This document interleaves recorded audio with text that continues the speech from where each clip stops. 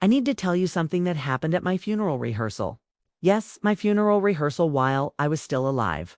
And before you think this story is about me being dramatic or morbid, let me tell you, the most shocking thing that happened that day wasn't that. I was planning my own funeral at 52 years old. It was what my sister-in-law Vanessa said while wearing a pure white cocktail dress. Words so cruel and calculated that they ended her 12-year marriage to my brother in less than 5 minutes. My name is Gloria Richardson, and I'm 52 years old. 6 months ago, I was diagnosed with stage 4 ovarian cancer. The doctor sat across from me in an office that smelled like antiseptic and gave up, and he used words like aggressive, metastatic, and palliative care. What he meant was, "You're dying, Gloria. We can make you comfortable, but we can't make you live." I'm a project manager. I've spent 30 years organizing chaos into spreadsheets, turning impossible deadlines into delivered products, managing teams of brilliant, difficult people who needed someone to translate their genius into action. I'm good at planning. I'm good at details. I'm good at seeing 3 steps ahead and preparing for every contingency.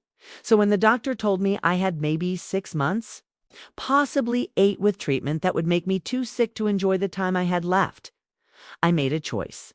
I would plan my death the same way I'd planned everything else in my life, with intention, precision, and complete control over the narrative. I decided to plan my own funeral. Every detail. The music, the flowers, the eulogies, who would speak and in what order. What people would eat at the reception, what they would remember. And more than that, Ty decided to have a rehearsal. A full dress rehearsal of my funeral while I was still alive to see it, to adjust it. To make sure the people I love would be okay when I was gone. My husband, Jerome, thought I was crazy at first. We were sitting at the kitchen table when I told him. Morning light coming through the window, his coffee halfway to his mouth when I said, "I want to rehearse my funeral while I'm still here." He put the mug down carefully. "Gloria, baby, what are you talking about?" "I'm talking about planning it, right? Not leaving it to chance. I want to see how it flows, hear the music, make sure the tone is right. I want to practice grief with the people I love so it's not so raw when it's real." He looked at me for a long time, his eyes filling with tears he wouldn't let fall because he knew I needed him strong.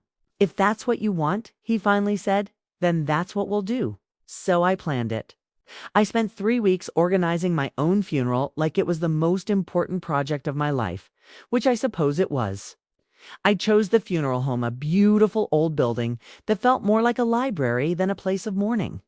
I picked hymns that made me cry in the good way, the way that cleanses instead of drowns. I wrote letters to everyone I loved to be opened after I was gone. I recorded video messages for my nieces and nephews. I chose photos for the slideshow that would play during visitation, selecting images that showed me laughing, living, being myself instead of being sick. And then I sent out invitations to my immediate family for the rehearsal, my husband, Jerome, my parents who were still trying to process that they would outlive their youngest daughter, my older brother Marcus and his wife Vanessa, my best friend Deanna, who I'd known since we were 6 years old and who couldn't talk about my diagnosis without her voice breaking. Everyone said yes. Everyone except Vanessa said yes immediately, with tears and hugs and promises to be there. Vanessa said yes through Marcus in a text message that read, "V says she'd try to make it. She has a work thing that might run late." I should have known then. I should have seen what was coming.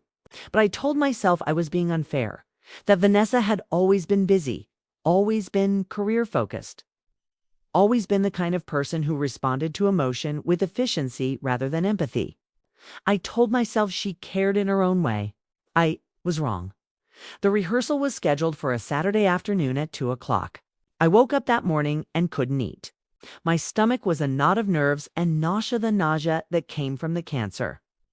Not from treatment since I'd refused chemo, but from the disease itself slowly eating me from the inside. Jerome made me tea and toast, and I managed half of the toast before giving up. "You don't have to do this," he said gently, sitting across from me at the table where we'd eaten breakfast for 23 years. "We can cancel. No one would blame you." I need to do this, I said. I need to know they'll be okay. That they know how to say goodbye. He took my hand. His hands were warm, rough from years of construction work. Familiar in a way that made my heart ache. Because soon there would be a last time he held my hand and neither of us would know. It was the last time until it was over. They won't be okay, Gloria. Not for a long time, but they will survive. Because you taught us how. I got dressed carefully. I chose a burgundy dress that Jerome had always loved, one that still fit even though I'd lost weight, one that made me look less sick and more like myself. I put on makeup for the first time in weeks, not to hide the illness, but to emphasize what was still there. I was still Gloria, still here, still in control. We drove to the funeral home in silence, Jerome's hand on my knee the whole way. When we pulled into the parking lot, I saw my parents' car already there and Deanna's, and Marcus's expensive SUV that Vanessa had insisted they needed even though they didn't have kids and lived in the city, where parking was a nightmare. The funeral director, a woman named Patricia who had the exact right combination of professionalism and warmth, met us at the door. "Gloria," she said, taking both my hands in hers. "Are you ready?" "I don't think anyone's ever ready for this," I said, "but let's do it anyway." We walked into the chapel and it took my breath away. Patricia had followed my instructions perfectly. White roses and deep purple calla lilies filled the altar. Soft jazz played from speakers. I couldn't see Billie Holiday singing "I'll Be Seeing You," which I'd chosen because it was beautiful and sad and promised that death wasn't really the end. Programs with my photo, good one. From last year's family reunion where I was mid-laugh at something my father had said sat in neat stacks. On a table by the door, my mother was already crying. She stood in the front row, her hand over her mouth, my father's arm around her shoulders. Deanna sat 2 rows back, giving my parents space. Her face wet with tears she wasn't trying to hide. Marcus stood near the back, checking his phone, looking uncomfortable in the way men do when they're confronted with death and don't have tools or strategies to fix it. Vanessa wasn't there. "Is Vanessa coming?" I asked Marcus, walking over to him. He looked up from his phone and I saw guilt flash across his face. "She texted. Said she's running late. Some client emergency at the office. The office is closed on Saturdays," I said quietly. "I know." He couldn't meet my eyes. "I'm sorry, Gloria." I told her how important this was. I told her it's okay, I lied. It's because what else do you say when your brother's wife can't be bothered to show up to your funeral rehearsal? We'll start without her. She can catch up. Patricia gathered us all together and explained how the rehearsal would work. She'd walk us through the order of service. People who were giving eulogies would practice them. We'd play the music. We'd see how everything felt, and I could make adjustments. "Think of this as a gift," she said, looking at each of them in turn. "Gloria is giving you a chance to practice the hardest thing you'll ever have to do. Honor that by being fully present." We started. My father went first. He was supposed to give the opening remarks. Something short about welcoming everyone and thanking them for coming. He stood at the podium and opened his mouth and no sound came out. He looked at his notes, looked at me, and started crying so hard his shoulders shook. I walked up to the podium and hugged him. "It's okay, Daddy. That's why we're practicing." "I can't do this. Baby girl," he whispered into my hair. "I can't stand up and talk about you in past tense." "You don't have to use past tense," I said. "You can talk about who I am, not who I was. You can tell everyone what you want them to remember. You can make them laugh. Tell the story about when I was 7 and tried to give myself a haircut the night before school pictures." He laughed through his tears, a wet, choking sound. "You looked like you'd fought with a lawnmower and lost." Exactly. Tell them that. Remind them I was ridiculous sometimes. Remind them I was human. He tried again. This time, words came out. They were shaky and tear-soaked, but they came. He told the haircut story. He told the story about how I'd learned to drive in his old pickup truck and knocked the mailbox over 3 times before I got the hang of reverse. He told them I was stubborn and brilliant and the best daughter a man could ask for. By the time he finished, everyone was crying, but they were also smiling. Deanna went next. She was supposed to read a poem Mary Oliver's When Death Comes, which I'd chosen because it talked about living curious and not taking the world for granted. Deanna's voice shook so hard on the first line that I almost stopped her, but she held up her hand and kept going.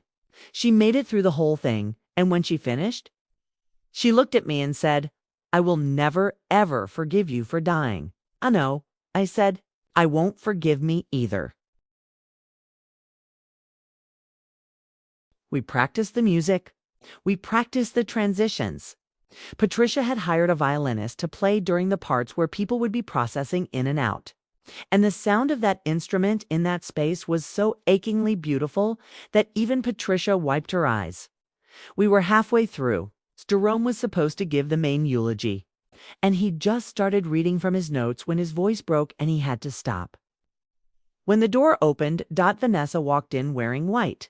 Not cream, not ivory, not off-white or eggshell or any of the dozen shades that could be mistaken for white in certain lighting. Pure, bright, bridal white. A fitted cocktail dress with a deep v-neck and a flared skirt that hit just above her knees. Her hair was perfect, her makeup was flawless, and she was wearing stilettos that clicked on the hardwood floor as she walked down the aisle like she was making an entrance at a party. The room went completely silent. Even the violinist stopped playing. Vanessa slid into the pew next to Marcus and smiled at everyone like nothing was wrong. "Sorry I'm late," she said, her voice bright and casual. "That client call went longer than I expected." Jerome, still standing at the podium, stared at her. My mother's mouth had fallen open. My father looked confused, like he was trying to solve a math problem that didn't make sense. Deanna's face had gone from grief to fury in the span of a heartbeat. Vanessa Marcus said quietly, his voice tight, "What are you wearing?" She looked down at her dress as if she'd only just remembered she was wearing it. "What? This? Is something wrong?" "You wore white," I said. My voice came out calmer than I felt. "To a funeral rehearsal. It's not an actual funeral," she said, her tone suggesting I was being ridiculous. "It's a practice." I didn't think there was a dress code for practice. Patricia, the funeral director, stepped forward. In all my planning, in all our conversations, she'd been nothing but warm and professional. But now her voice had an edge of steel. "Mrs. Richardson," she said, addressing Vanessa with exaggerated formality. "Wearing white to a funeral, a rehearsal is considered deeply disrespectful in most cultures. It's traditionally a color associated with celebration and joy, not mourning." "Well, maybe we should reconsider that tradition," Vanessa said, crossing her legs and settling into the pew like she was at a business meeting. "Black is so depressing. Life should be celebrated, not mourned." "We are celebrating," Deanna said from her seat, her voice shaking with barely controlled anger. "We're celebrating Gloria while she's still here. But you don't celebrate by showing up dressed like you're going to brunch." "I did come from brunch, actually," Vanessa said, "with a client. A very important client. I didn't have time to go home and change." "Then you should have skipped the rehearsal," my mother said. My mother, who never raised her voice, who always played peacemaker, who had spent 12 years trying to make Vanessa feel welcome in our family despite the fact that Vanessa had never once acted like she wanted to be there.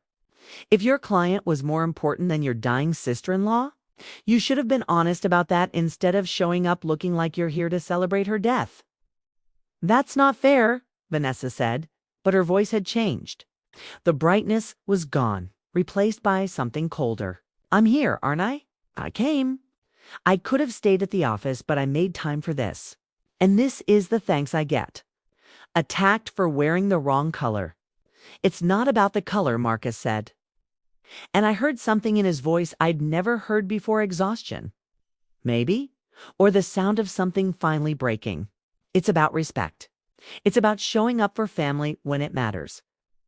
"Oh, here we go," Vanessa said, rolling her eyes. "The family lecture. I'm sorry, Marcus, but not everyone shares your family's need to make everything a dramatic production. Gloria wants to rehearse her funeral. Fine, I support that, I guess. But does that mean I have to drop everything, rearrange my schedule, and show up in a black dress to pretend mourn someone who isn't dead yet? The room temperature seemed to drop 20 degrees. My father made a sound like he'd been punched.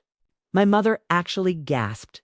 Jerome moved from the podium toward Vanessa, and I saw my gentle, patient husband look like he wanted to commit violence for the first time in our marriage, but before anyone could speak, I did. "Get out," I said. Vanessa looked at me, and for just a second, I saw something like satisfaction in her eyes. Like this was what she'd been waiting for. Permission to leave. Proof that I was the unreasonable one. "Fine," she said, standing. "I'll leave. This whole thing is absurd anyway." "Sit down," Marcus said to Vanessa, and the command in his voice stopped her mid-step. "You're not going anywhere until you apologize to my sister." "Apologize for what?" "For being honest." "For being cruel," Marcus said. "For showing up late in a white dress and then saying," his voice broke. He looked at me, standing there in my burgundy dress that was starting to hang loose because the cancer was eating me alive from the inside. And I saw 12 years of denial crash into reality on his face. For saying those things to my sister who is dying. Who is actually dying? Vanessa? Not theoretically. Not in some distant future. She's dying right now, and she wanted to do this one thing to make it easier for the rest of us. "And you? Oh my God," Vanessa interrupted. "Do you hear yourself? She's dying, she's dying. Everything is about Gloria dying. What about us? What about the people who have to keep living? We're supposed to just stop our lives, cancel our plans. Dress up and pretend like this rehearsal nonsense isn't the most narcissistic thing any of us have ever seen." The word narcissistic hung in the air like smoke. "What did you just say?" Deanna stood up, and I'd seen Deanna angry before, but never like this. Never this cold. "Did you just call Gloria, who is planning her own funeral so that we don't have to? Who is trying to take care of us even while she's dying? Did you just call her narcissistic?" "If the shoe fits," Vanessa said, and I realized something in that moment. She'd been waiting to say this for years. Maybe the whole 12 years she'd been married to Marcus. This wasn't spontaneous cruelty. This was calculated truth that she'd been storing up until she thought I was too weak to fight back. "You want to know what's narcissistic?" Vanessa continued, her voice rising. "Making everyone come to a practice funeral. Making us cry on command. Making us perform grief for your benefit. Some of us have actual lives, Gloria. Some of us have careers that matter and clients who depend on us and things to do besides sit around watching you martyr yourself," Vanessa Marcus said. And his voice was so quiet it was almost a whisper. "Stop talking." "No," she said, turning to face him. "I'm not going to stop talking. You all have been tiptoeing around this for months, but I'm going to say what everyone's thinking. This whole dying sync routine is exhausting. Poor Gloria with her cancer. Poor Gloria, who we all have to feel sorry for. Poor Gloria, who gets to plan her funeral like it's her wedding, and we all have to show up and pretend it's normal." "It is her wedding," Jerome said, and I'd forgotten he was still standing at the podium. "In a way, it's her goodbye. And if you can't respect that, if you can't respect her, then you're right. You shouldn't be here." Finally, Vanessa said, grabbing her purse, "Someone with sense." She started to walk toward the door, her heels clicking on the floor like punctuation marks on the worst sentence ever spoken. And that's when Marcus said it. For words that changed everything. "I want a divorce." Vanessa stopped, turned, looked at Marcus like she'd heard him wrong. "What?" "I want a divorce," Marcus repeated, and this time his voice was steady. "I've wanted one for years, but I was too afraid to say it. I was afraid you'd make me look like the bad guy. I was afraid people would think I was giving up to Isley. I was afraid I'd disappoint my family by admitting I made a mistake. But you know what? I'm more afraid of spending one more day married to someone who could say those things to my dying sister." "You're upset," Vanessa said, but I heard panic creeping into her voice. "You're emotional. We can talk about this later." "There is no later," Marcus said. "I'm done. I've been done.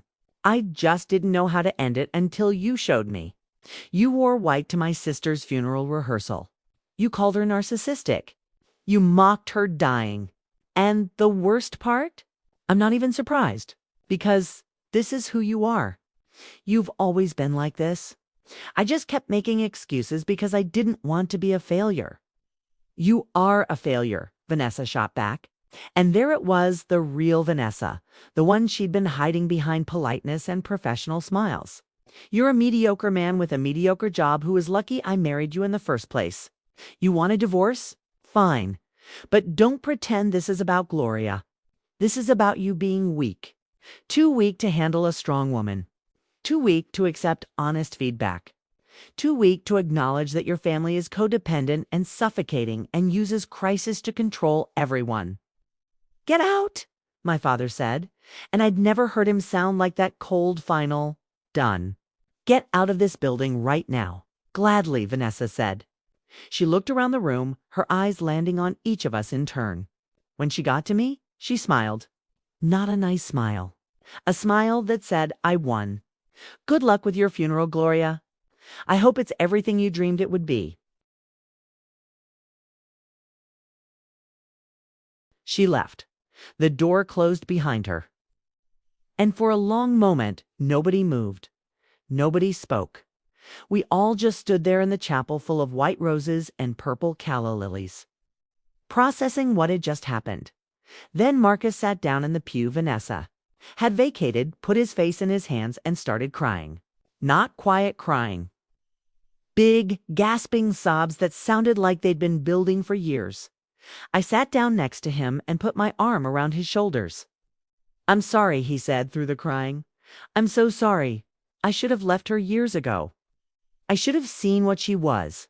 I brought her into our family and you stood up to her, I said. That's what matters. You chose me, you chose us. Q ended it. I should have ended it before this, before she could hurt you. She didn't hurt me, I said, which was partly true. She showed everyone who she really is. That's not on you.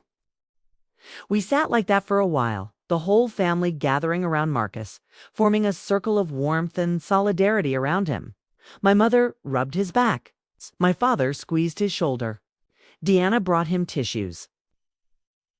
Jerome stood behind me with his hands on my shoulders, grounding me, reminding me I was still here, still loved, still in control of this narrative even when it spun into chaos.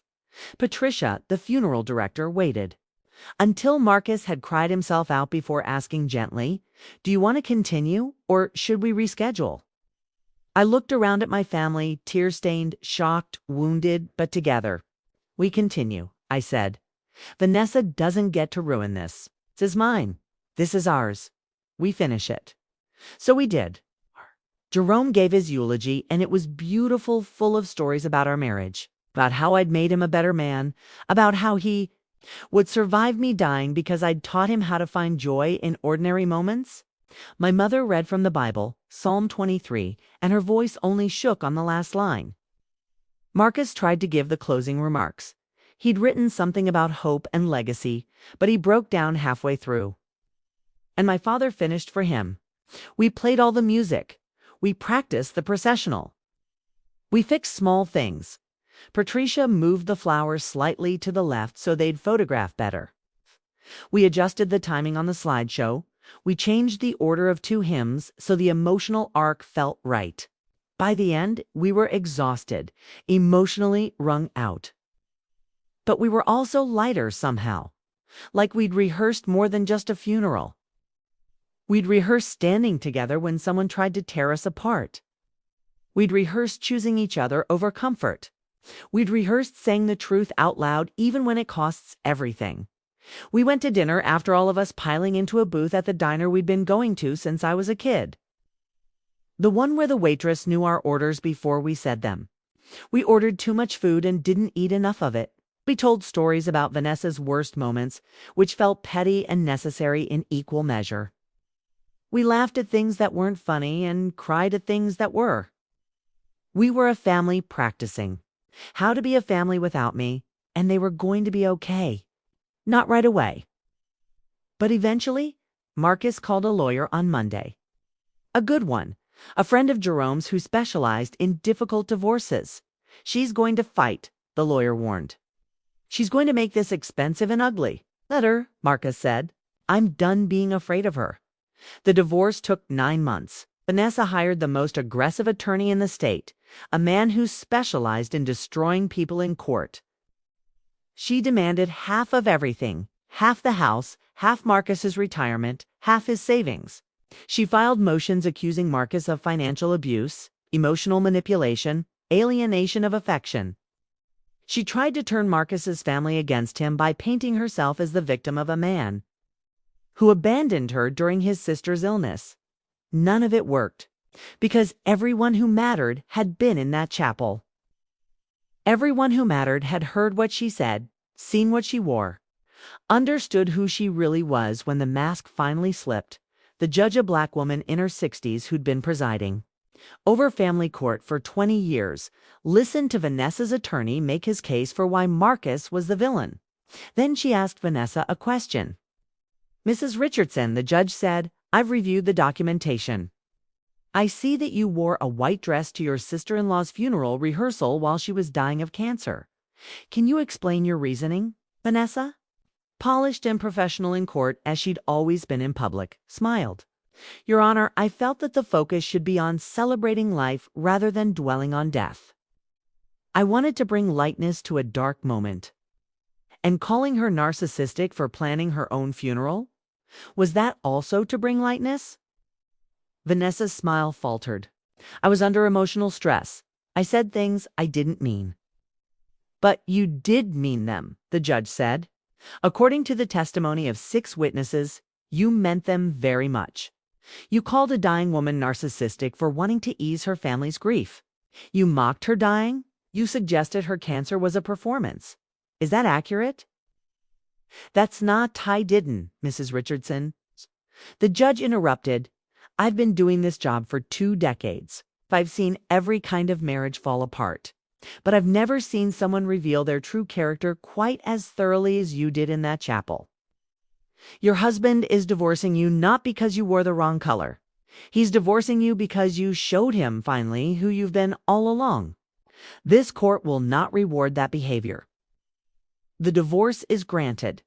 Mr. Richardson will retain the house, his retirement, and full ownership of all assets acquired prior to the marriage. Mrs. Richardson, you will receive exactly what you contributed, which, according to the financial records, is considerably less than you claim." Vanessa tried to appeal. The appeal was denied.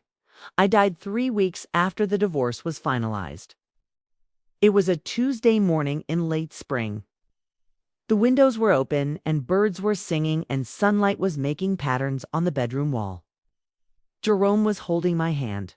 Marcus was in the chair by the bed, reading to me from a novel I'd loved. My parents were downstairs making coffee, planning to come up after I'd rested. Deanna had just left after spending the night, promising to come back in the afternoon. I heard Marcus's voice reading words that made less and less sense. Felt Jerome's hand warm and real around mine. Smelled coffee and flowers and the particular smell of my house, where I'd lived for 20 years. And then I heard less, felt less, smelled less, and then nothing. My funeral was exactly as I'd planned it. Every detail perfect because we'd practiced. My father told the haircut story without breaking down. Deanna read the Mary Oliver poem with only a few tears. Jerome gave his eulogy and made people laugh and cry in the same breath, just like I'd wanted. Marcus gave the closing remarks, the same ones he'd tried to give at the rehearsal, and this time he made it through. The chapel was full, standing room only. Friends from work, neighbors, distant cousins, my book club, Jerome's construction crew, all there to say goodbye. And sitting in the very back row, I'm told, was Vanessa. She wore black this time. She didn't speak to anyone. She left before the burial at the reception. While people ate and told stories and celebrated me the way I'd wanted to be celebrated, Marcus stood to make a toast. "My sister taught me something in the last year of her life," he said, raising his glass. "She taught me that planning isn't about control, it's about love. She planned her funeral because she loved us enough to make our grief easier to navigate. And she taught me that it's never too late to choose yourself, to stand up to cruelty, to end something that's been dying for years just because you're afraid of being alone." He paused, looking around the room full of people who loved me. I won't lie to you. When Gloria dies, I thought I'd lose myself. But the opposite happened. I found myself because she showed me that love isn't about staying. Sometimes love is about leaving. Sometimes the bravest thing you can do is walk away from someone who makes you small and build a life with people who make you whole. There was silence. Then someone, I think it was, Deanna, started clapping. Then everyone joined in. This strange, beautiful moment of applause at a funeral. Celebrating not death, but the life that continues after. 5 years later, Marcus lives in a small house by the lake. He never remarried.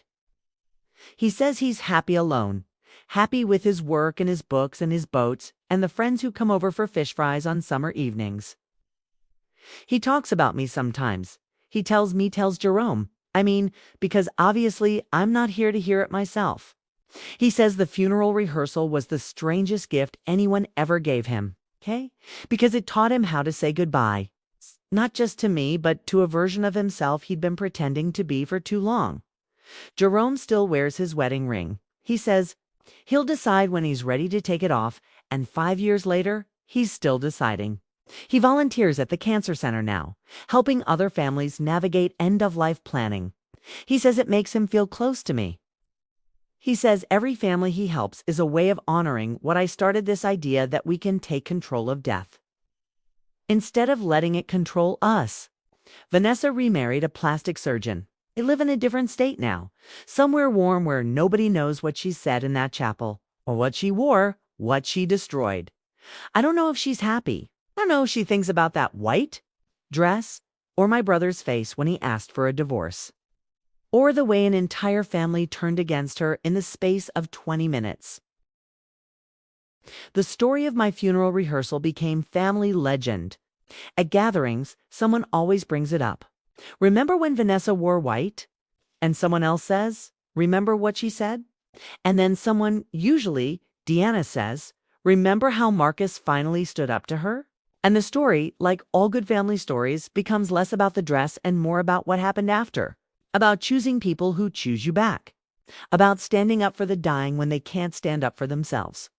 About understanding that planning a funeral isn't Morbidite's the last act of love you can give to people you'll have to leave behind. I planned my funeral because I'm a project manager and planning is what I do. But what I really did was plan my brother's freedom. I gave him a moment where the truth was so obvious, so undeniable, that he couldn't ignore it anymore. I gave him permission to save himself. Vanessa wore white to my funeral rehearsal because she thought I was too weak to matter. What she didn't understand is that dying doesn't make you weak. It makes you clear. It strips away everything but truth. And the truth that day was that my brother had been drowning. And I threw him a lifeline disguised as a funeral, and he grabbed it. What she said next didn't just end her marriage. It saved my brother's life. And in the strange arithmetic of grief, that means my death made space for his freedom. That's not a bad legacy. That's not a bad final project. I would have preferred not to die at 52. I would have preferred more years with Jerome, more holidays with my family, more time to read and laugh and exist in the world. But I didn't get to choose that. What I got to choose was how I left, what I left behind, and who I freed with my dying. And if I had to do it all over again, if I could go back to that moment when the doctor told me I had 6 months and I decided to plan my own funeral, I'd make the same choice. Not in spite of what Vanessa did, but because of it. Because sometimes you have to create a space where people's true selves can't hide. Sometimes you have to plan a funeral rehearsal and wait to see who shows up in white. The dress was white. The words were cruel. But the truth that came out of that day about love, about family, about choosing yourself even when it's hard, that truth was worth everything.